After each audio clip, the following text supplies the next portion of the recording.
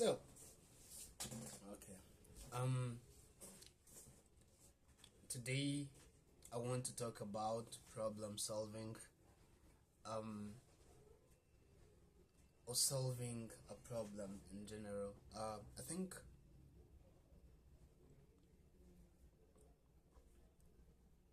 it doesn't matter what you do, like whether you work a normal job, whether you work for yourself, whether you do, whether you are creative, whether you you work in a pharmacy, whether you have kids or do not have kids, whether regardless of what you do, you're going to face problems.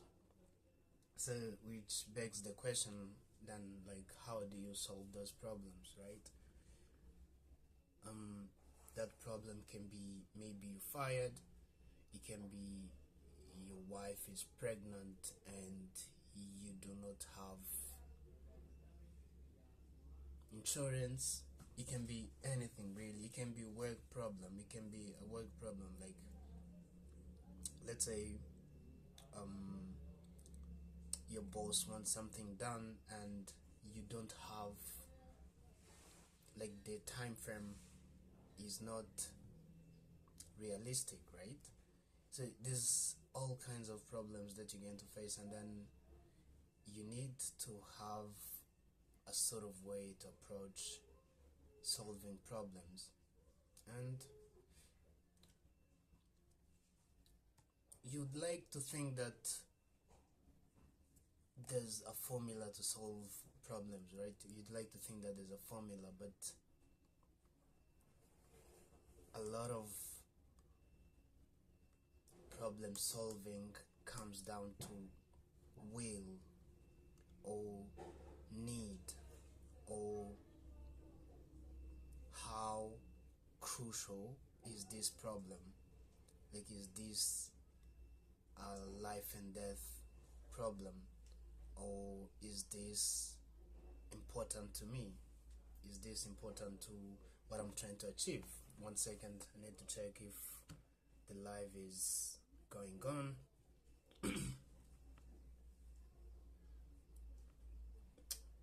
And this is my second live stream, so I'm going to get better with time, but I'm going to start Macy.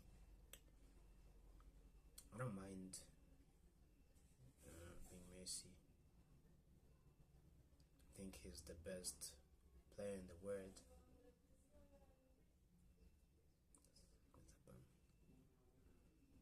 Yeah. So you there's different problems you're going to face. It would help if there was, like, a formula, like there's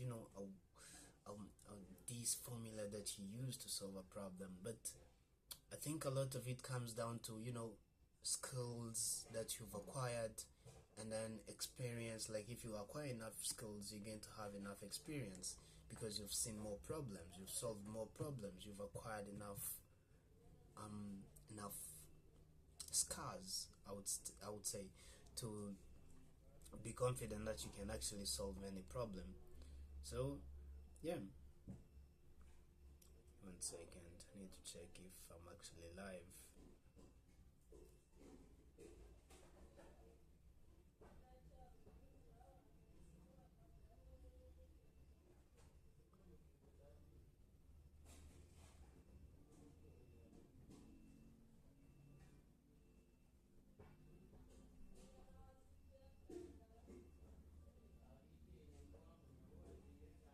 Yep, I am live. It's so cool. Yeah, so you need there's no I don't think there's one formula that allows you to solve a problem. I think it is you solving enough problems that you have to acquire the skill set of problem solving itself. But then it also means that you actually have to seek out the problems. You can't wait for the problems to find you, right? So the harder the problem you solve, the higher your willpower is going to go up. Like, now you can solve bigger problems. Let's say if I was to feed a whole village, feeding 5 people wouldn't be a big problem for me, right? That's a weird example, but that's what I could think on top of my head. So, problem solving is crucial, but we cannot talk about problem solving without talking about creativity, because a lot of problem solving comes down to being creative. Like, okay, I have this problem, but then I want because of my will or my desire to solve it, I'm going to be creative about it, right? I'm going to be creative about it, and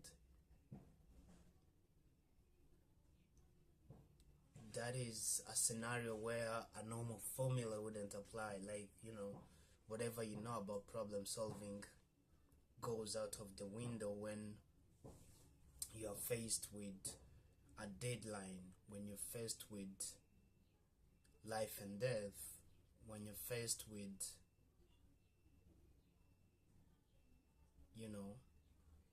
a crucial situation, right? Like, it doesn't really matter, like, you have to solve this or else your life is on the line. That is now where you have to be creative, but it doesn't have to get to that point, right? It doesn't have to get to that point. Like, you can be able to solve problems without you being in that situation. Like, you can apply creativity in your day-to-day problem solving. Yeah. So you might ask, how does creative problem solving look like? So I want you to imagine a time when you were faced with a deadline. Maybe you were faced with, maybe it was last minute and you're doing like an exam, and you're left with like a few minutes, the clock is ticking, tick, tick, tick, and then you're like, okay, I have to solve this, like, I'm running out of time, and those situations, like, there's that magical moment where you actually come up with a solution. It might not be the perfect solution because you rushed, but it is a solution, and that is creative problem solving. Yeah. Another way to look at problem solving is there's no pressure, there's no no circumstances forcing you to go in a way, and you just look at the problem in a lens that shows you, like, you look at the problem, but you evaluate options, and you evaluate options, and you evaluate skill sets, right? So up to this point, you've acquired skills, right? Up to this point, you might know some graphic design, you might have a network of people, you might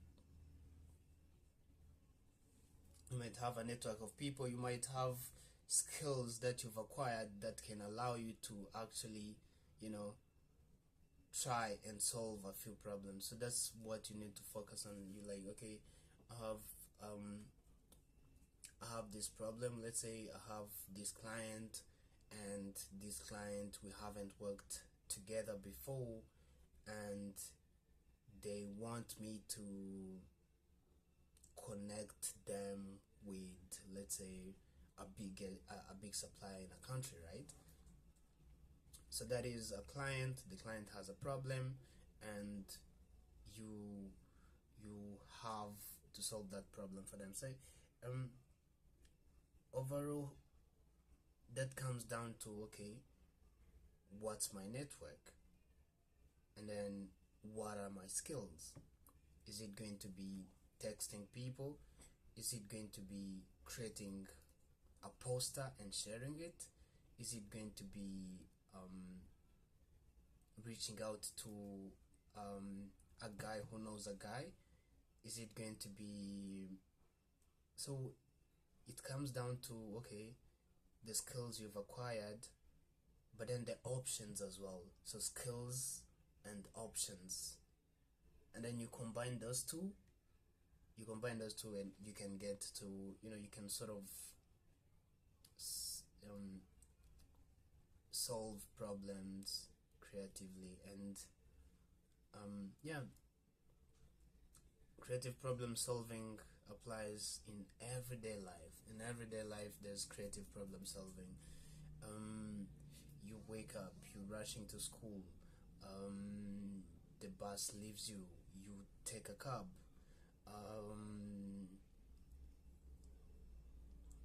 A lot of the things, you stuck in traffic, you're trying to find a shortcut. That is creative problem solving. You're trying to rush somewhere. I'm not saying you should try to do that, but overall I think that is what it is. Like, you have to figure a way out of situations, and it's almost like that can be taught. But an easy way to look at it is skills and then options, and then those two, and evaluating them, comparing them, and then can see, well, how fast can I do this. This is different from like logical problems. Like, there's problems that are straightforward, like 1 plus 1 equals 2. Those are very different problems, where, okay, you have a task. It is to deliver this thing at a certain place. The location is there, the route is clear, and it is up to you to go from A to B. You have to go from A to B. There's no shortcuts. There's no as long as you go from A to B. Yeah, so that's sort of like logical problem solving. Like, it's usually, hey, there's A and then there's B, and your goal is to move from A to B, and there shouldn't be too much friction. Now, when friction comes in play, that's when you have to think, okay, yeah, time for creative problem solving. Let's say you're moving from A to B, but then you get stuck in traffic, and then there's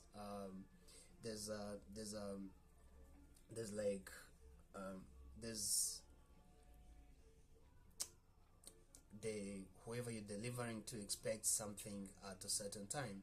So if you're moving from A to B and then there's friction, so that can be like traffic. We're taking an example of a delivery guy for maybe you're delivering food somewhere, and you get somewhere, you get mid delivery, and then there's traffic. So if that happens, it means that you have to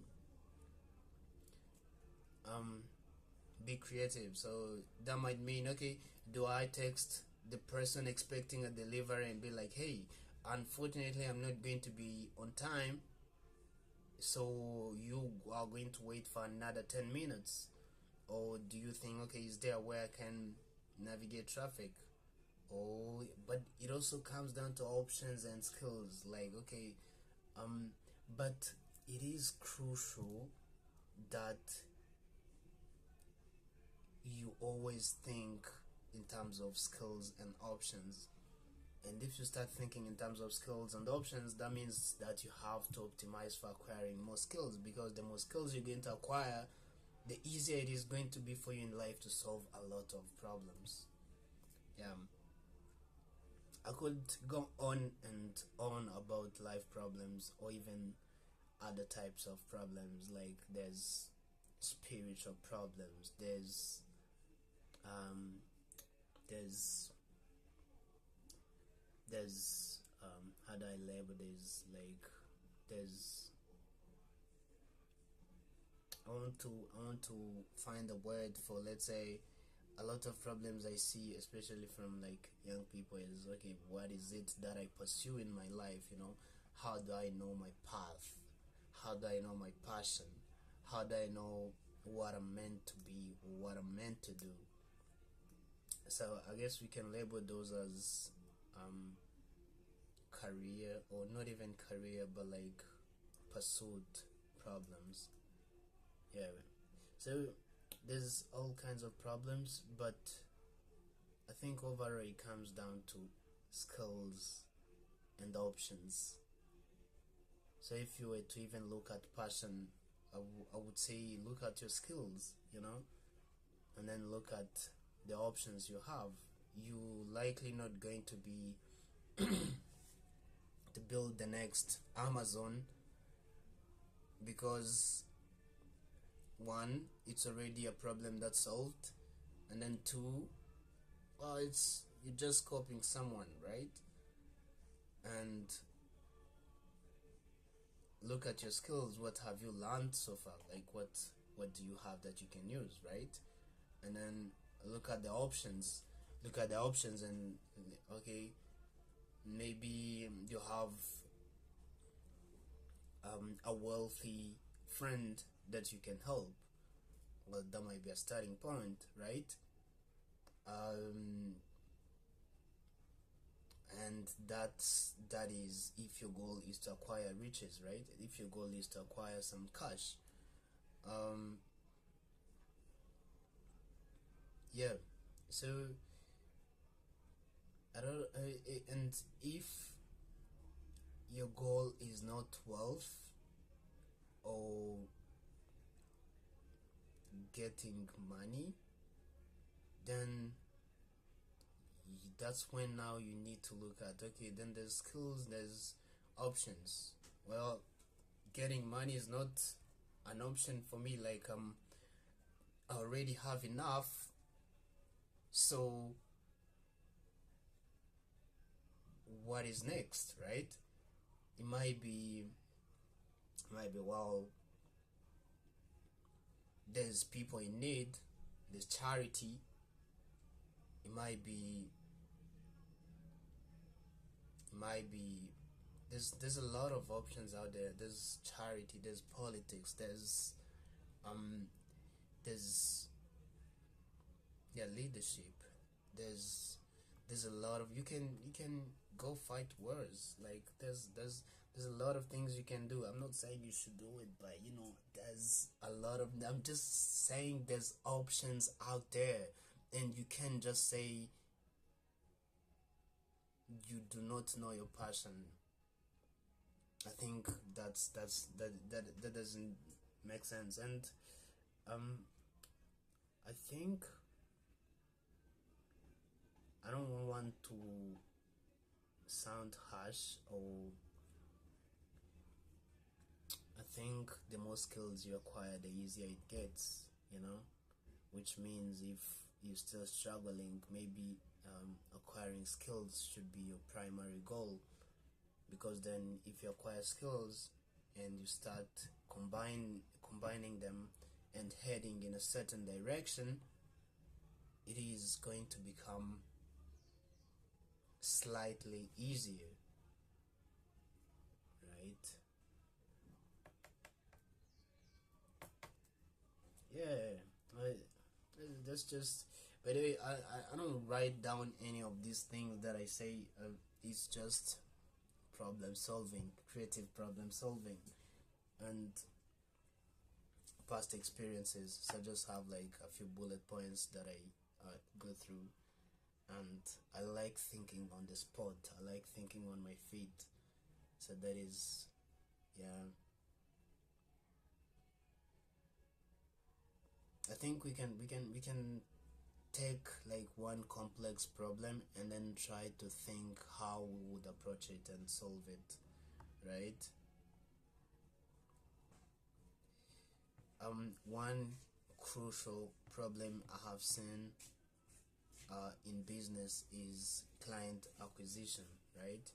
Like, it is almost every business you talk to, they struggle with acquiring clients, right? At least maybe that's like a small business problem, and maybe when you get to another point, it becomes a different sort of problem, right? So let's take that problem, right? So you used to say, well, I need 10 clients next year, and how do I get those clients, right? So it might be you have a few options and you have skill sets, so there's already that. And let me 1 second. I need to share this live to see if people can join.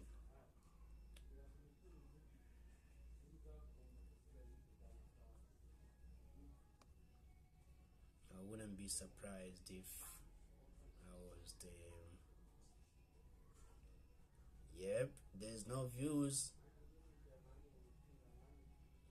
This is interesting. 0 views. But that's because I haven't done any promo, right? Um,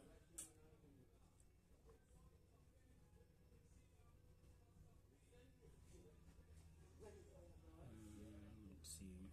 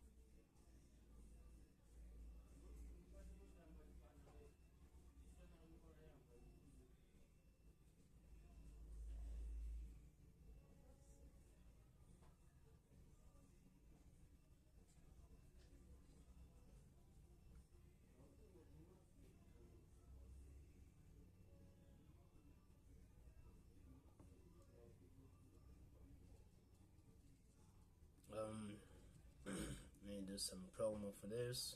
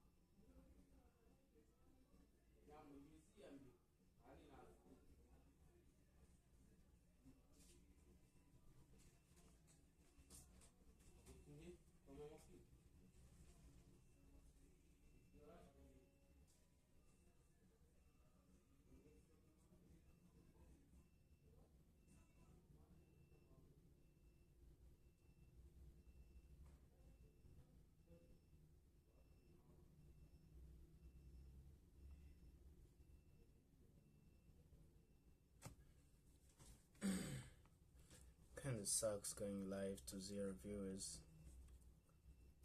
but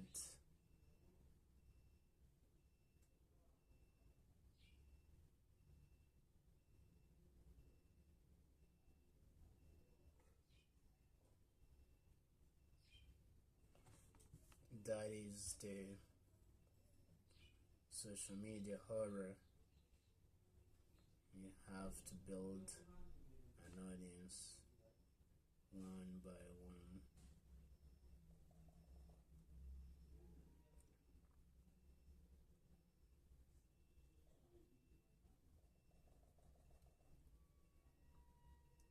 It figure to read.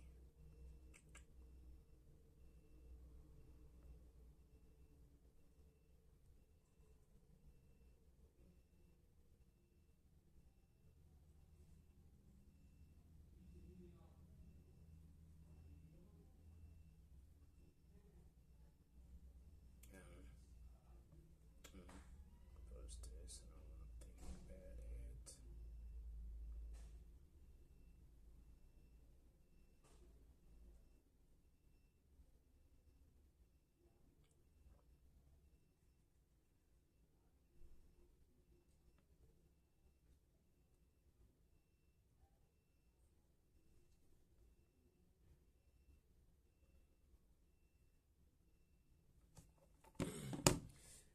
I think it would be easier if like the live was scheduled ahead.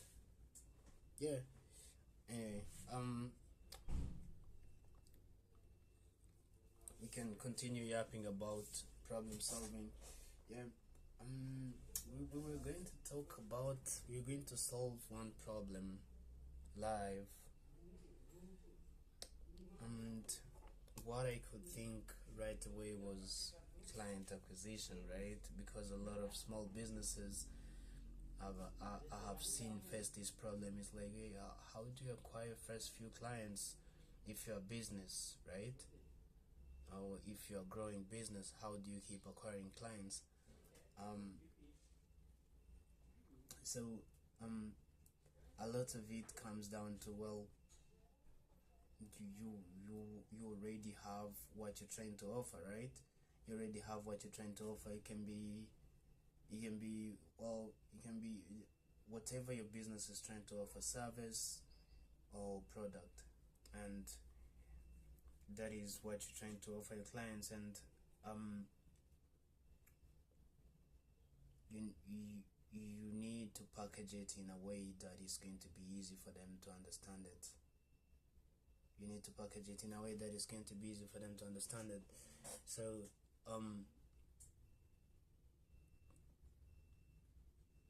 and then you need to reach out to a few of them, depending on your goal. Let's say, if the example we gave, like I'm looking to get like 10 clients by next year, right? So depending on your goal, that is going to define your outreach, or how many people you talk to, how many conversations you start. So if I want to get 10 clients next year, let's say for a marketing agency, I need to talk to 100 or maybe 200 potential clients, and then I need to have some type of packaging that is going to allow me to make it easy for them to understand, hey, this is what I'm offering, it's maybe marketing, and I think we should do business, and this is what you get, and this is what I charge, and yeah. So that is basically what you have to do.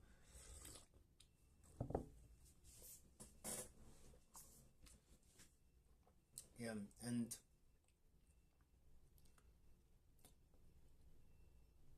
that's me thinking out loud of a problem. Yeah. And in this case, we are taking like a small problem, right? let's say now we take a big problem, like it might be like, let's take a problem that is almost unsolvable, right?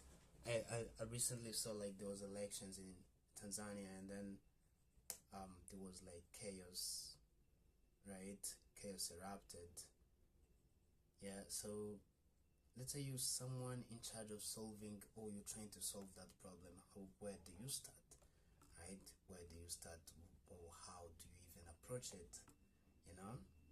Or you could go on social media and rant. There's that, there's that, but that is really not going to solve anything, is it? So if you want to solve like a massive problem, well, what you do is, it's still going to come down to options. Well, what are the parties involved? So one of the party being the public, right? So the public is involved, and then there's the president, or politicians. There's like different parties involved. So maybe you would start approaching, well, how do we create a dialogue between these two, or between like the people who are involved? So that would be like you trying to get at the root of the problem, right? It's of course like um some problems are not easy to solve. I have to admit that. Yeah.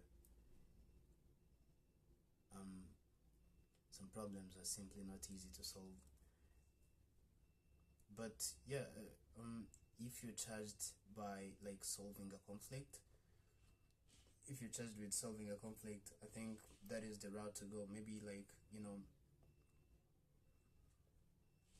again, it comes down to options and skills. Well, I'm guessing in that case you would be like an MP, and then you're trying to see, okay, well, how do I create a civil dialogue between these two people involved? Maybe it might be between like whoever is in charge of like the political parties, or and whoever is in charge of like the population or the people. Yeah, yeah, that's what I'm thinking about, like solving a big problem. But overall, those problems becomes hard to solve because there's a lot at stake, and there's power involved.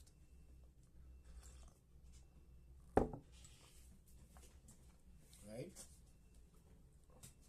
Yep. So yeah,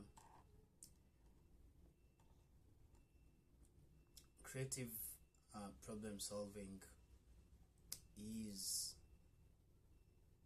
one of the most useful skill set a person can possess, and yet it can almost never be acquired from like school, or like you actually have to solve or attempt to solve enough problems for you to acquire creative problem solving. And it shows because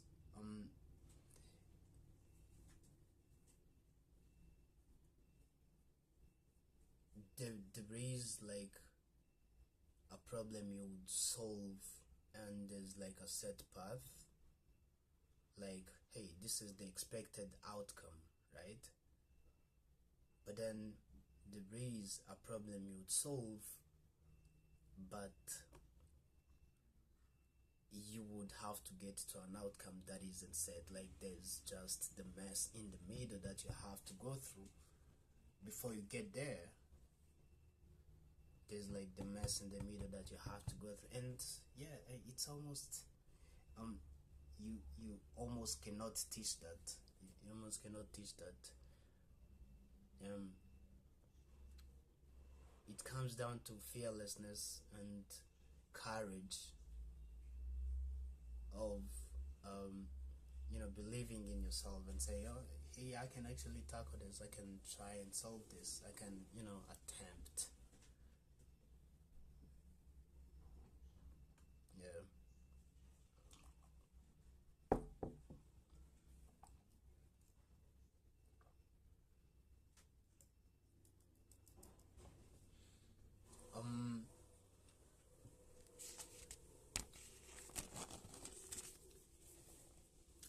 maybe another thing we can talk about is what happens now if you can't solve a problem, right? Like, you have tried your best and you can solve it. What do? Do you just pack it and leave it? Do you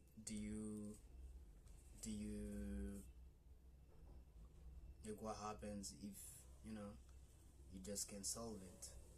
Do you brute force your hell out of solving it? Do you so there's like a lot you can do, and it's not easy, like taking on a problem doesn't mean that you're going to get to a solution. It means that you are going to have attempts, like you're going to try and solve it, which is not a promise that you're going to have a solution, right?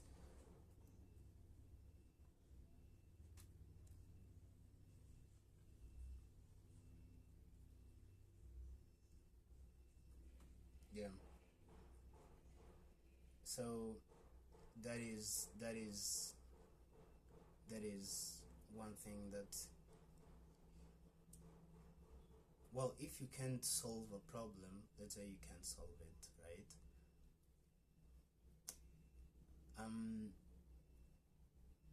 I would argue that it's not that you can't solve it.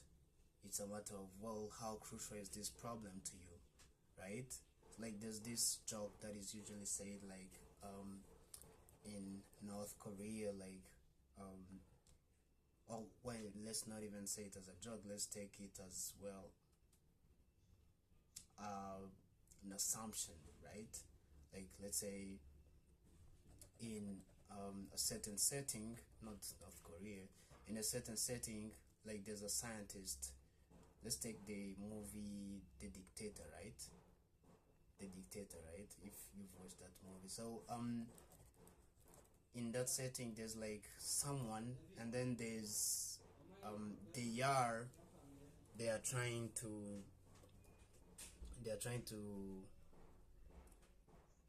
let's say it's a scientist and they're working on a cure, right?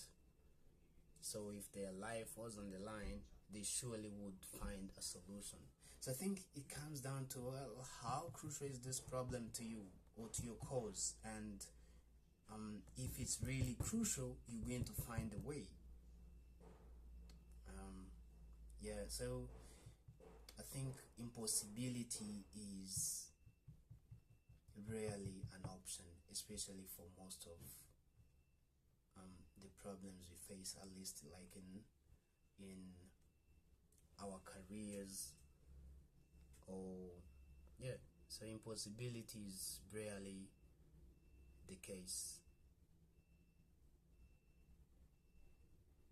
Yeah.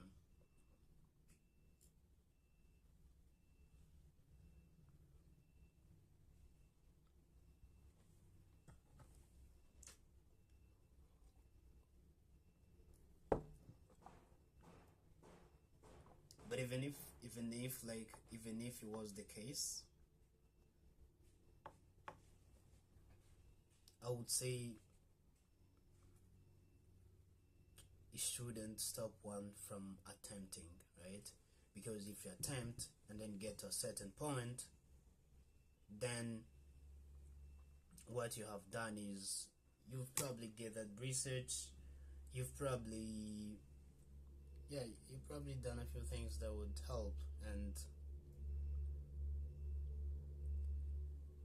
if it is the case that you have to pack it, then it would mean that the next person is probably going to solve it, which would still mean that impossibility wasn't an option.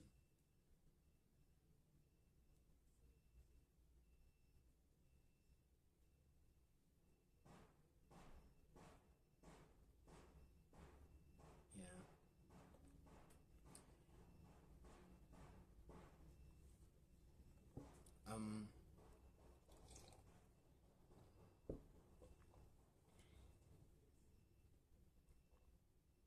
You might ask, well, then what about life problems? Like there's situations that we find ourselves in, and then like the doctors can do anything, or maybe like the environment can do anything, and yeah. So that's a different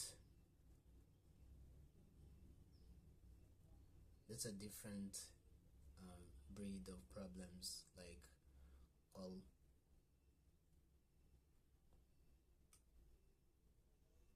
first, that means that it wasn't your problem to solve, or there was limited options or limited skill sets. So which means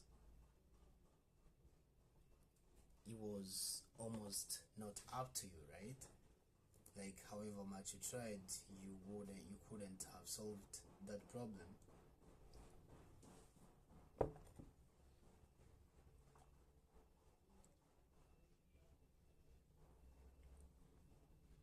But I think that's just like what I think about like problem solving. There's like what I'm not touching on, or like things I'm not going in details about, like, yeah. But um what you have to understand is that developing creative solving is like your biggest advantage in the world, and that is almost an unteachable skill. That means that you have to actually face enough problems and develop enough scars so that you can attempt and fail and attempt and fail enough times. That is now you have developed problem solving skills, and it takes time. Yeah, but that's another thing I haven't talked about is time. um a lot of problems are not going to be solved simply because of lack of patience. If you could have given it just a little bit longer, you would have gotten to a solution, but then you just don't have the patience, like time. Yeah, so time is another factor. Like, it's very interesting. Yeah, I'd like to see, like, I don't know how I get to the chat of YouTube. Yeah, these are going to be my daily apps. We just get on here and yap for a few minutes, a few hours, talking about everything or nothing.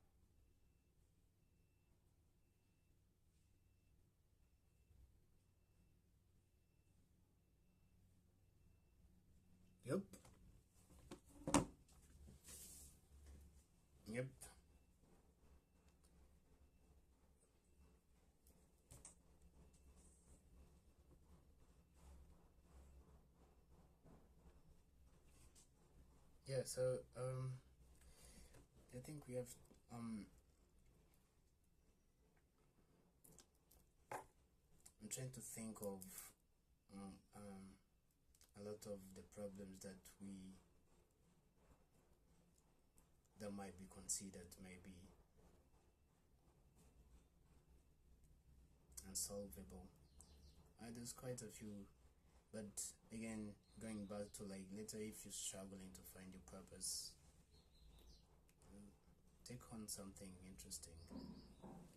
Take on something interesting. Try and see how far you can take it. Try and see if you can learn enough, and then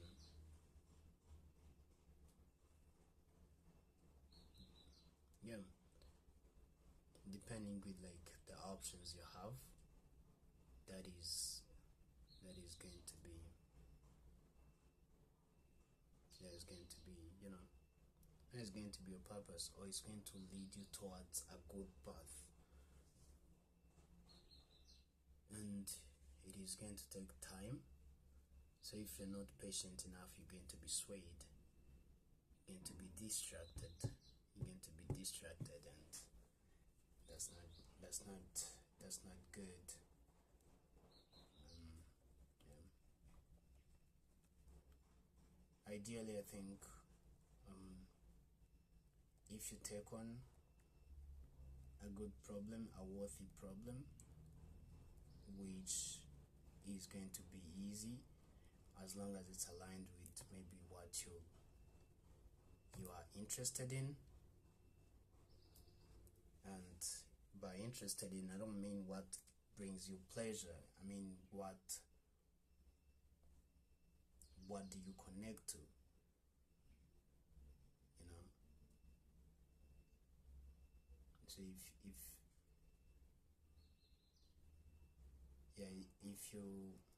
if you do that, I think you get to a point where you like, okay, this might be aligned with the person I am. Yeah, this might be my passion, if I'm to say. Anyway, enough about problems. I think we can talk about something else. Problems and problem solving. We can talk about news. Let's look at what's happening around, and we might come up with a way of solving some problems if there are any. Just joking. Or am I?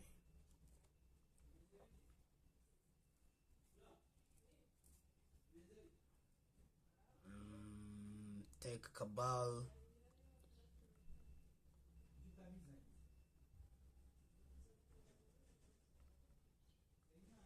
Let's see what tech cabal is about.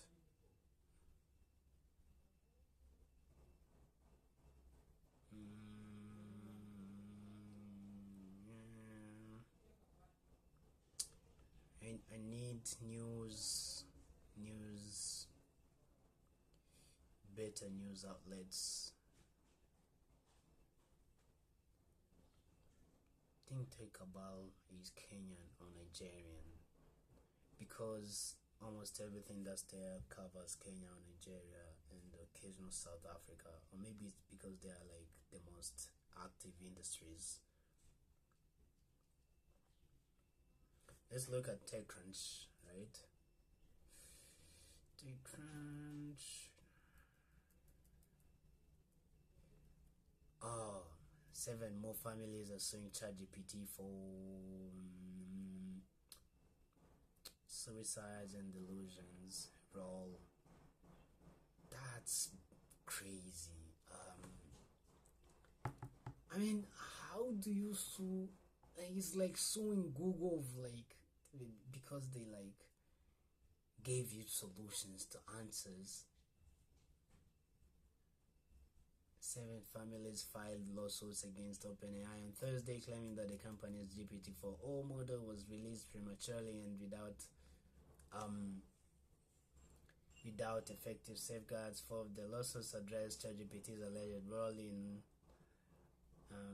family member suicide, while the other 3 claim that ChatGPT reinforces harmful delusions. In some cases resulted in patient psychiatric care.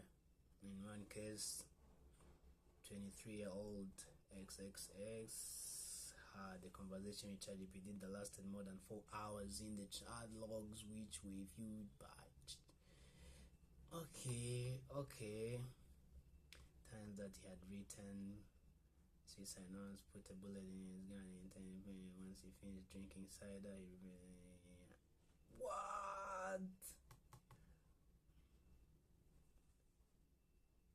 ChatGPT encouraged him to go through with his plan, telling him, "Rest easy, king, you did good."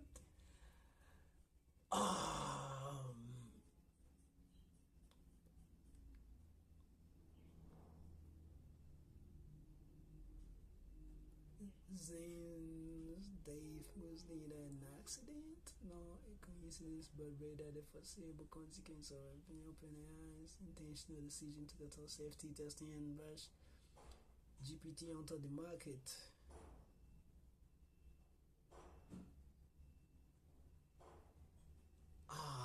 This is a tough one. I ain't gonna lie, this is a very tough one. So people are committing suicide based off ChatGPT's suggestions, and some of the reason might be due to them releasing it before it was market ready. But then, like, if it's a model that is trained on data, how do you even label it as market ready? Like, that is my question. Like, how do you label it as market ready? Like, it's trained on internet data. Internet data is known to be unpredictable, so you can't expect it to solve. But I guess, like, that's the thing that some of these people do not understand. Like, how do you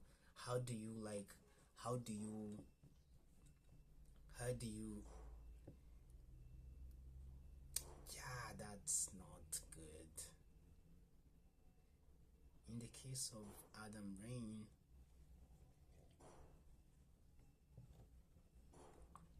a 16-year-old who died by suicide, GPT sometimes encouraged him to seek professional help or call a helpline. However, Rain was able to bypass these guardrails by simply telling the chatbot that he was asking about methods of suicide for a fictional story he was writing. The company claims it is working on making ChatGPT handle this conversation in a safer manner, but for the families who have sued the AI giant, these changes are coming too late. That is not, that's a tough one. I'm not going to lie to you, that's a very tough one. This is a very tough one. How do you solve this? Well, we talked about problem solving, so maybe this is a problem that is worth talking about. Well, AI models are trained on data, right? Internet data. Probably a decade plus of internet data, right? And some of the information is just not going to be right. It's not going to be accurate, which also means that the user can bypass it. And like the way that he said, this is for a fiction script writing, right? Like that's just something that you can do, and it is going to believe you because you are the driver. You're the one who's prompting. So if you are Sam Altman, how do you solve this? Do you ban completely like conversations about suicide or even diagnosing people? Like, how do you solve this? Because, like, at the end of the day, like, some people are just cuckoo, like some people are not right in their heads, and they are going to they're going to find a way to circumnavigate. Or what I can think of is maybe like, I don't know, this is very hard to solve, because another tricky thing, the reason that makes it very hard to solve is that you can't build a custom solution for someone, because ChatGPT itself is built on top of, like, millions, it caters for billions of people, right? So if you come, whether you have a mental health issue or do not, like, it's not going to, it doesn't know that, it doesn't have your medical history, so you can't, like, yeah. So it's like, it's tricky, that is why these guys are raising billions, because a lot of these issues are going to come up. But I can't think of a way to solve this problem. I don't know. I guess this is one of those problems that are, but if you look at options, like if you look at skills and options, like, they have the best and the best of AI researchers, which means they are already diving into some of these problems and try to catch them early on. And if you look at options, there's a lot of options I'm already thinking of. Like, there's maybe having some type of hotline, or maybe like when you giving answers for those questions, just like on the search or somewhere, put like a hotline help somewhere there, so that if this person is facing mental health issues, they can just press it. Is the easiest way. Another way would be maybe like introducing like some type of like parental guidance. I don't know if you know this thing that exists in Windows, where you have like you have to be supervised to use certain tools. So maybe ChatGPT could introduce like ChatGPT for some type of parental guidance, and then if this person has these issues and the family member is aware, they would sort of have to use ChatGPT supervised by a guardian, or with a way of communicating to a guardian. Anyway, Sam Altman, you need to hear me out. I think these might be some of your solutions, but like, that is like, these are not easy problems. That's what I was saying. But then this is a billion-dollar company, and these are the problems they face, right?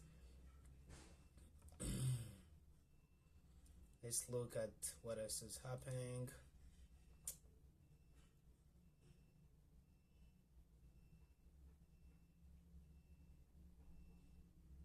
Ooh, today there's hot news. Washington Post confirms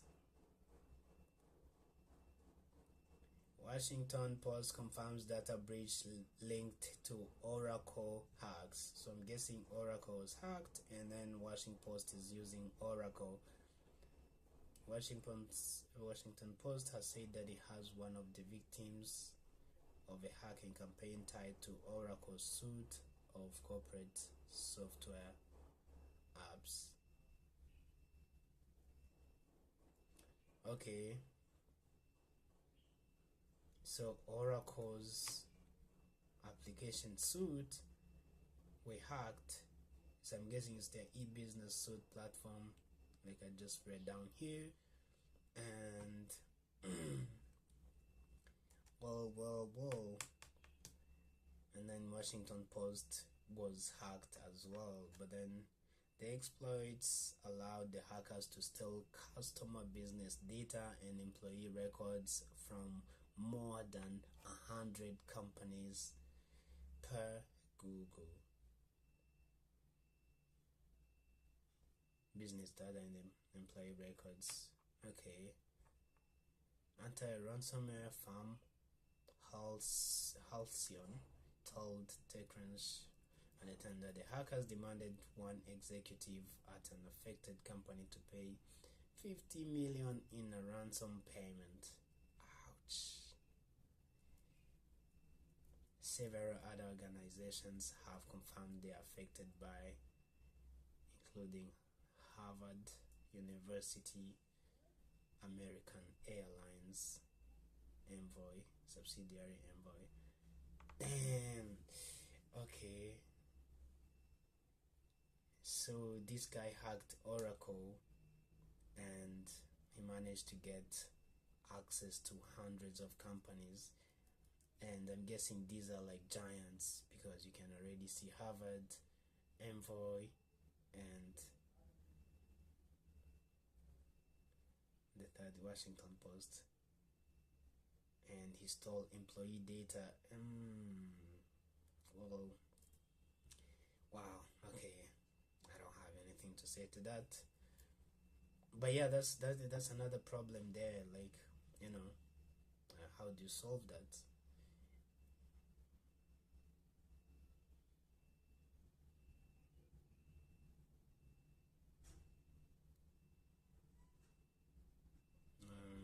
SoftBank is back, and the AI hype skull is eating itself.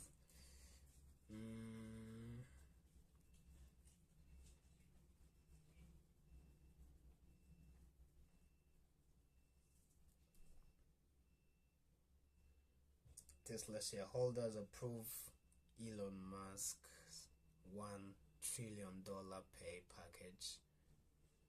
Approved compensation package for Elon Musk that could be worth as much as in company shares.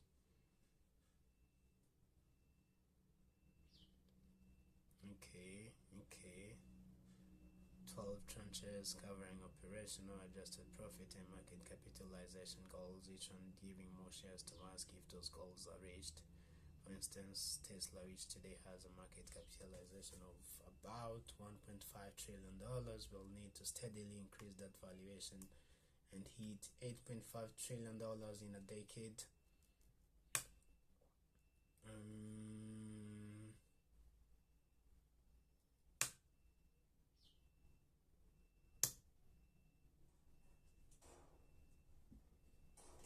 Well, yeah.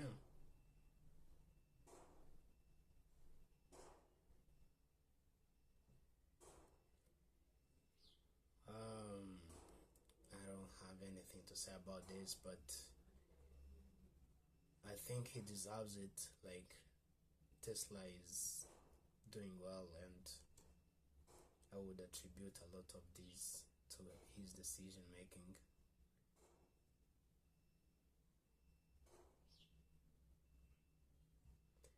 I want to talk about Cluely. So Cluely is a startup, a Silicon Valley based startup that has a theme of cheat on everything. It went viral this year, and one thing I have seen them do is they've pivoted to a different model, right? So that is interesting. Like, they pivoted to a different model. They are now not labeled as cheat on everything. They are doing, I think they are labeled as number one note taker in, yeah. So that is interesting. But that was after they raised a lot of money. So my guess is that investor pressure came, investors asked for something else, and then Cluely is sort of pivoting. But yeah.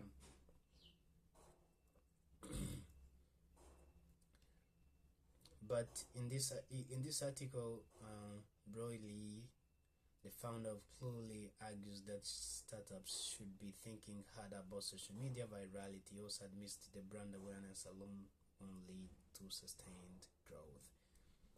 I can't say if it's a mistake, but maybe we launched too early. As I said last week, the whole idea was let's launch something that barely works. If we can get enough initial users, they will find out the use cases for us. Ooh, that's sort of smart.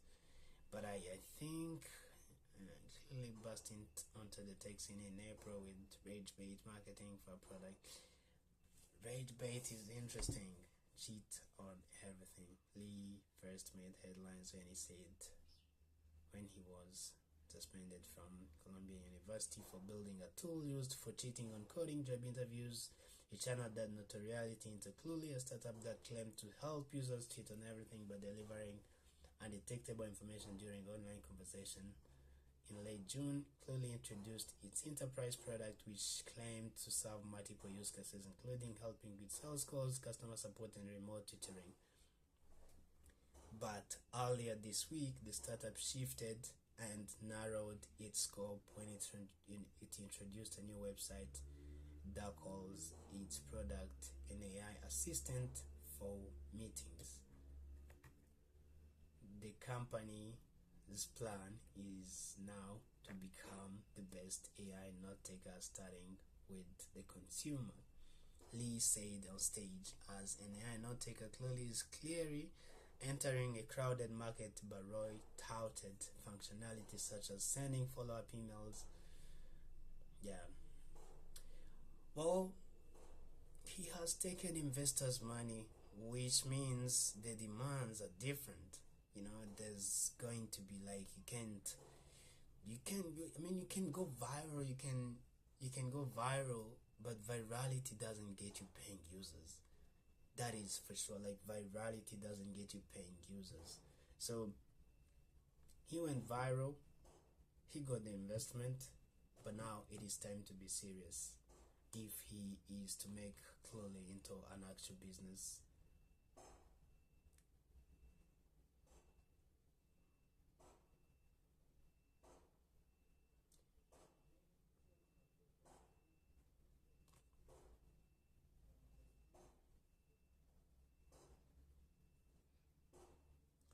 Okay. He goes on and talks about how it's no longer necessary for him to share revenue numbers, ARR, which is annual returning revenue.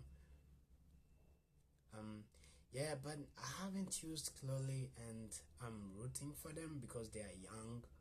They are ideal Silicon Valley startup. So I'm rooting for them. I hope they're going to make a really good product. I've seen a lot of note takers. I just wish they were free. Like, that's my thing. Like, just make it free. Why are you asking me? Anyway, I know I'm talking like an African, but just make it free. A note taker meetings, note taker,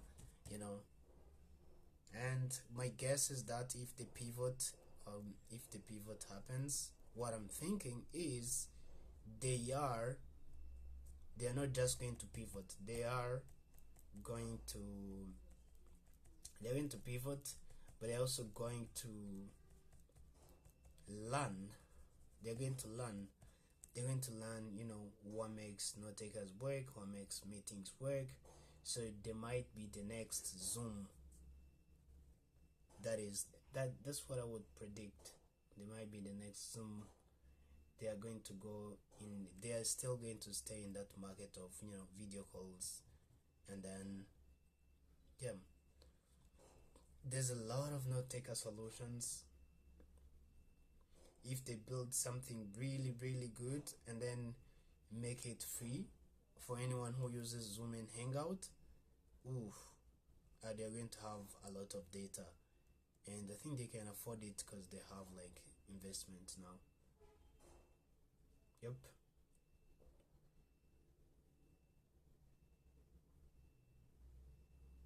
Meta has an AI product problem. Let's see.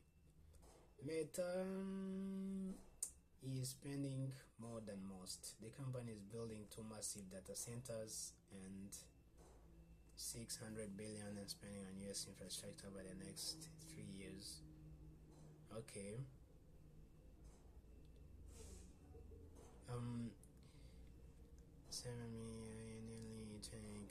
Was the result of intense spending on AI talent.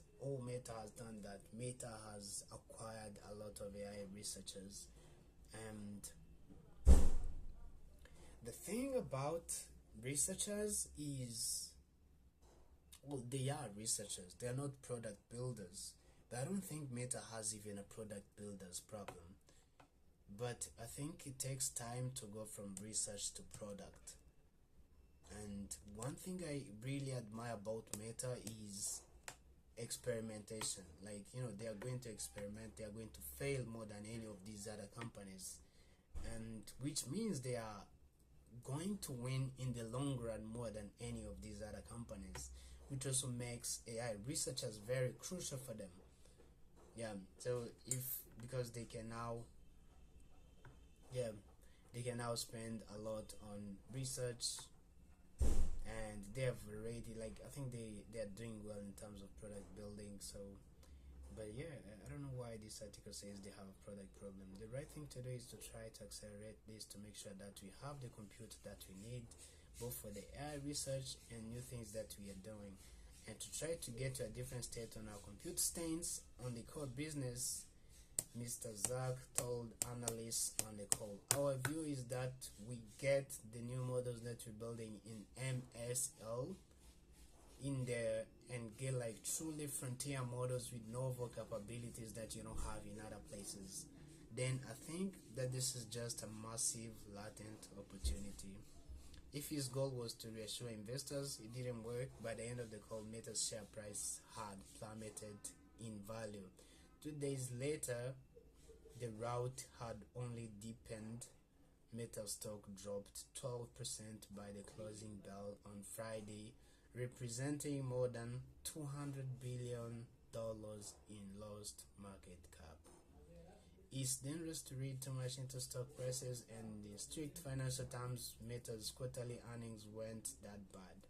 20 billions in quarterly profits is nothing to complain about. But this was the first quarter in which Meta's aggressive AI spending on both talent and infrastructure had a visible impact on the company's bottom line.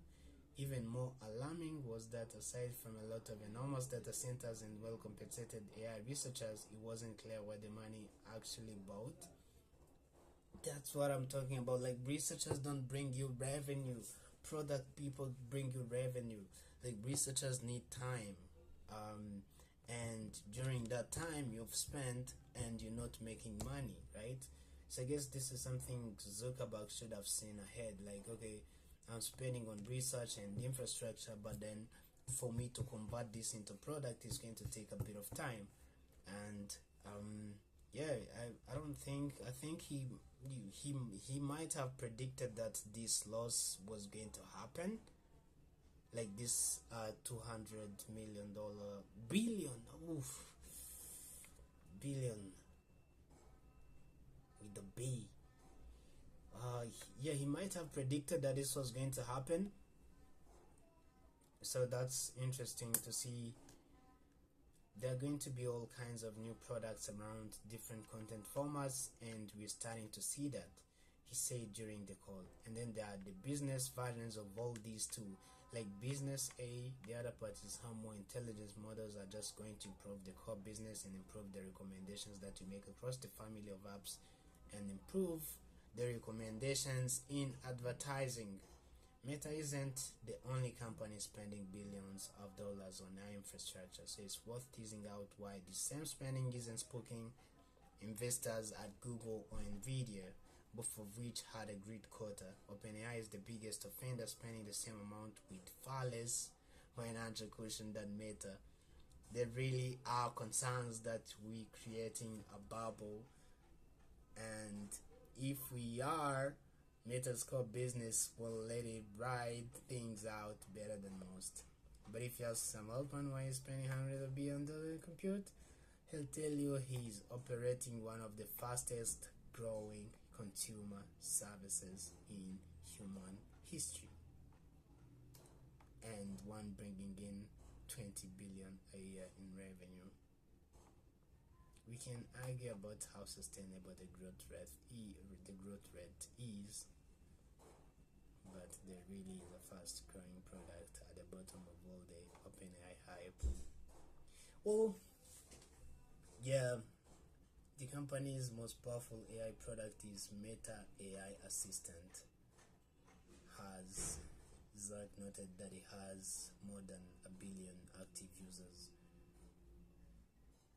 but those numbers are surely just by 3 billion active users on Facebook and Instagram, and it's hard to see the current version of Meta AI as a competitor to ChatGPT. There's also the Vibes video generator, which really did boost daily active users but has limited business impact beyond that. Well, Zach spent a lot on research.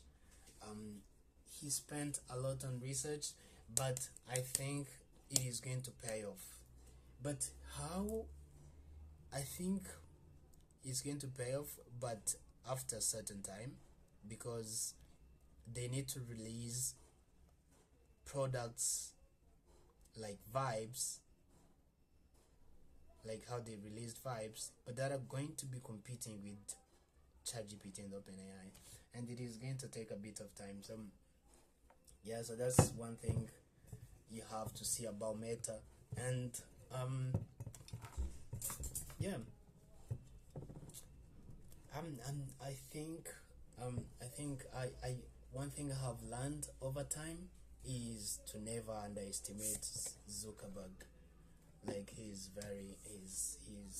yeah, like the move of poaching AI researchers, I would be doing that. I would be doing that. I would be poaching AI researchers. Like, who wouldn't? Like, you know, maybe he's paying very ridiculous amount of money for them, but these are the people who are going to come up with a product that is going to replace ChatGPT or Sora or all of those products. Like, these are the people who are going to figure out, hey, how do we, improve this? So yeah, that's interesting.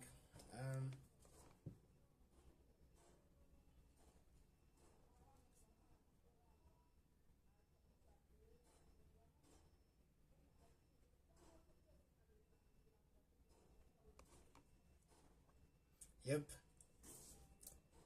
Okay, the news today is hot, so let's keep looking around. What else is happening? Alphabet is launching Moonshot. I think I saw this yesterday. Writers tattoos at Startup Battlefield.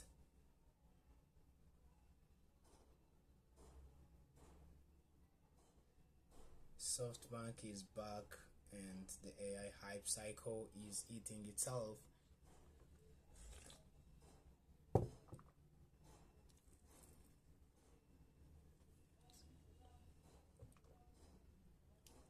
Yep. Okay, I don't think there's anything here interesting, so let's keep going. I'm seeing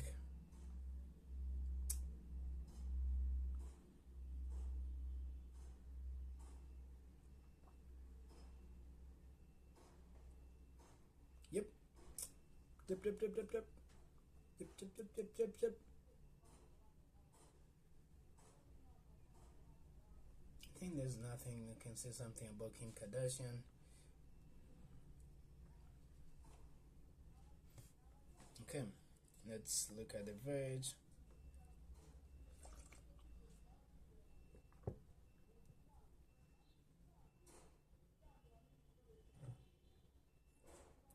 I think Peloton is rage baiting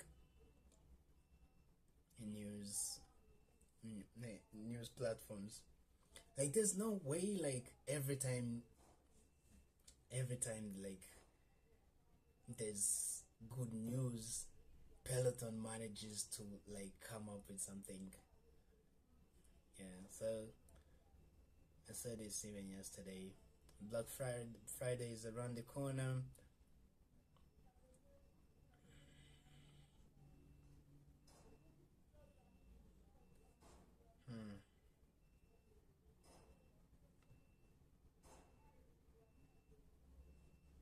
Grindr has been sold.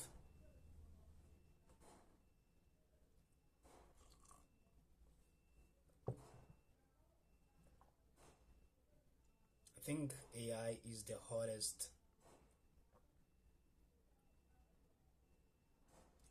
right now.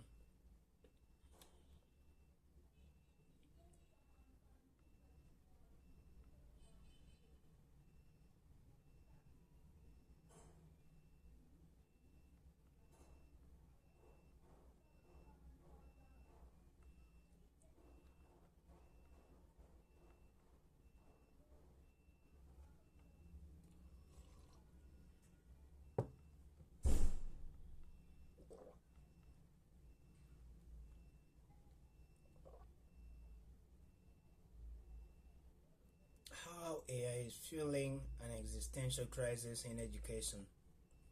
Let's look at this. The system is broken. ChatGPT cheating is just a symptom. Mm.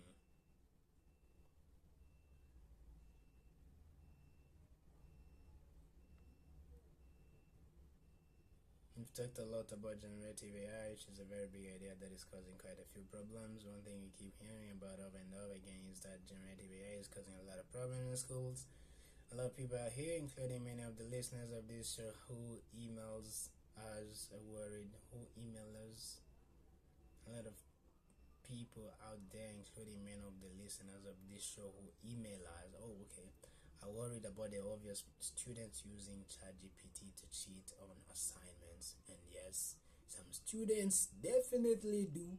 Hey, students are using ChatGPT to cheat. Hey, but when our team poked at a story, we found that the issues with the AI in education go a lot deeper to the very philosophy of education itself. The Decoder team talked a lot of teachers. You'll be hearing many of their voices throughout this episode, and you kept hearing one common theme from many of them.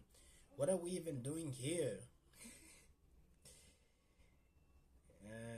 As one instructional designer, you'll hear say, if this technology becomes more ubiquitous, you'll have courses created by AI, graded by AI, with submissions from students absolutely generated by AI. So it begs the question, what are we doing here in higher ed? Every teacher is having a different experience with AI in the classroom and with their students, but the common thread is that a lot of those experiences feel bad. If you talk about tools like ChatGPT are helping their workflow, by definite majority is facing those deep existential questions. Luckily, there are people whose job it is to be experts in education and educational technology to research what's going on in a more detailed way. So I sat down with Dr. Adam Dubey from McGill University to talk about how generative AI is feeding into education right now and where all of this might go in the future.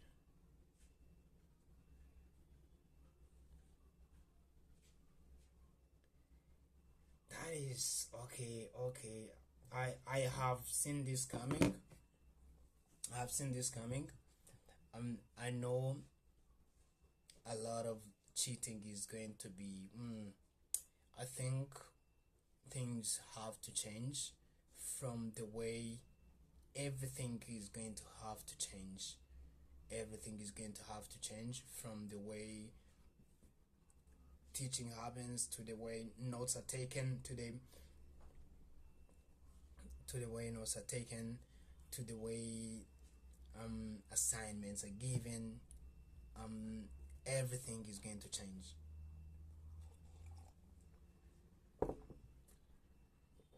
And how does it start changing is by integrating AI in the systems that exists, you know. It starts by integrating AI in the systems that exist. So it's interesting. It's very interesting. But yeah, it's doable. It's doable. It's feasible, and this is going to be a decade-long problem, which means if you want to solve it, you start now.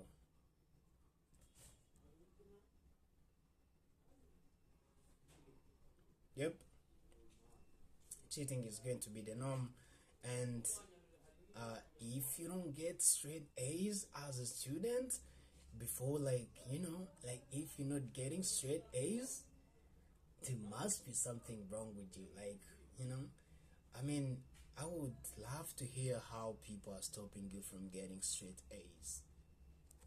Like, it just isn't going to be a possibility. There's going to be, tools to detect if someone is using AI, but that is the wrong way of approaching it. The right way of approaching it is test taking is broken. You shouldn't be evaluating if someone knows X or Y. You should be evaluating their thinking, And it comes down to what I said earlier, like problem solving. Like, how do you evaluate if someone can actually solve a problem? And a lot of what schools test isn't the right test, you know. Yeah, I don't know. Yeah.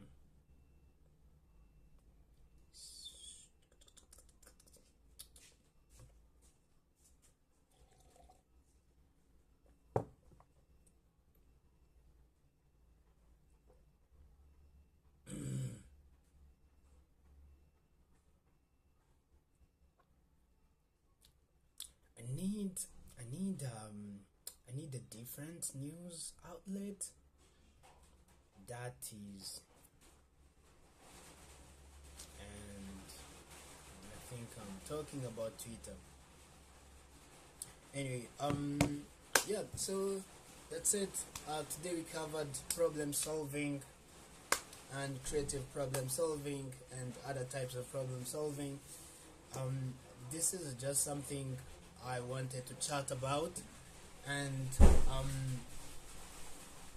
yeah, that's I want my live streams to be a combinations of helping you learn something and trying different things out, like how I read news out and then give my take on them, and yeah, that's what I want to do. And yeah, hopefully they evolve. Yesterday we did an hour, today we did an hour and a half, tomorrow we'll do 2 or 3 hours, but yeah, I'm hoping you can get something out of them. And yeah, I like having conversations, and I enjoy being here and creating value. So till next time, stay blessed. See ya.